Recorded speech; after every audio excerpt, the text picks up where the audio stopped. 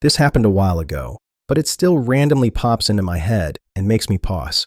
A friend and I were planning a trip together and going over flight options. Nothing complicated, just comparing times and prices. At one point, he got really quiet and stared at the screen longer than usual, like he was trying to solve a puzzle. Then he said, very calmly, "That doesn't make sense." I assumed he meant the layover or the price jump. Instead, he pointed at the departure and arrival times and said, "We leave at 9 a.m. and land at 11 a.m., but the flight is 5 hours. So where did the rest of the time go?" I explained time zones. Slowly, clearly.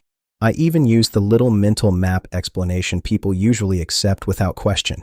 He nodded, but it was the kind of nod you give when you think someone is explaining something incorrect, but harmless. Then he said, "I know what time zones are supposed to be. I just don't think they're actually real." I asked him what he thought was happening instead. He said airlines just shift the clocks around to make schedules look nicer and to keep people from freaking out about how long travel actually takes. According to him, the plane still takes the same amount of time, so landing earlier or later is just cosmetic math. I asked why people in different countries are asleep at different times. He said, because that's what they're used to. There was no sarcasm, no joking. He said all of this with complete confidence, like he was explaining an industry secret everyone else was too naive to notice.